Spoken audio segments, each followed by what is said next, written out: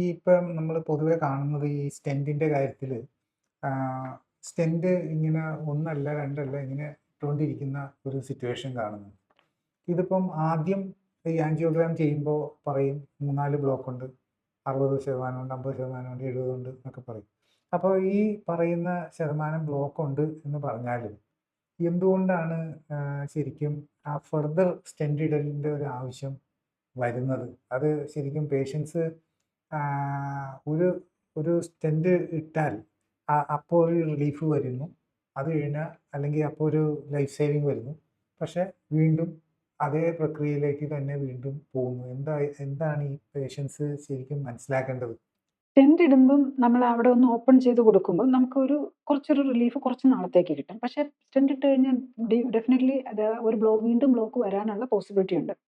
Even നമ്മൾ കറക്റ്റായിട്ട് blood thinners എടുത്തില്ലെങ്കിൽ ഒരു അക്യൂട്ട് ബ്ലോക്ക് തന്നെ വീണ്ടും ഒരു അറ്റാക്ക് വരാനുള്ള പോസിബിലിറ്റിയും കൂടുകയാണ് ചെയ്യുന്നത്.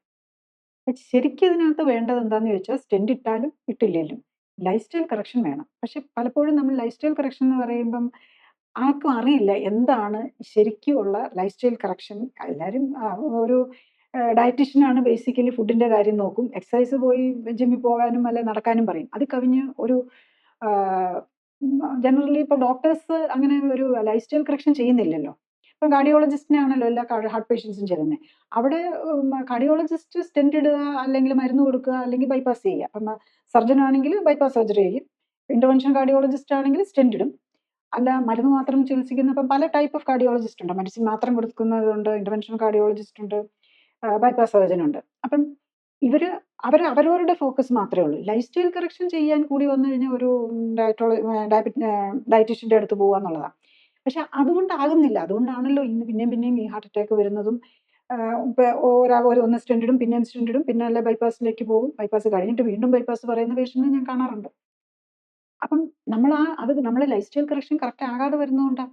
അത് സിസ്റ്റമാറ്റിക് ആയിട്ട് ക്ലിനിക്കലി സപ്പോർട്ടഡ് ആയിട്ട് ചെയ്യുമ്പം നമുക്ക് ഇതിന് കാരണമായ രോഗങ്ങളെ ആദ്യം മാറ്റണം. അപ്പോൾ ഡയബറ്റീസും ഹൈപ്പർ ഉണ്ടെങ്കിൽ ആ ഡയബറ്റീസും ഹൈപ്പർ ടെൻഷനും കൊളസ്ട്രോളും ഒക്കെ മരുന്നില്ലാതെ അല്ലെ വെരി ലോ ഡോസ് മരുന്നിൽ കൺട്രോൾ ചെയ്യാൻ വിതിൻ 90 ഡേയ്സ് കൊണ്ട് പറ്റും. അപ്പോൾ നമ്മൾ വരുന്ന ലൈഫ് സ്റ്റൈൽ കറക്ഷൻ ഒക്കെ ചെയ്യാൻ ഇതൊക്കെ ഒത്തിരി സമയം എടുക്കുന്നു, പക്ഷേ ഏറ്റവും ഫാസ്റ്റ് ആയിട്ട് റിസൾട്ട് കിട്ടുന്നതാണ്. കൂടുതൽ അറിയാൻ ലിങ്ക് ക്ലിക്ക് ചെയ്യുക. കൂടുതൽ വീഡിയോകൾക്കായി സബ്സ്ക്രൈബ് ബട്ടൺ അമർത്തുക.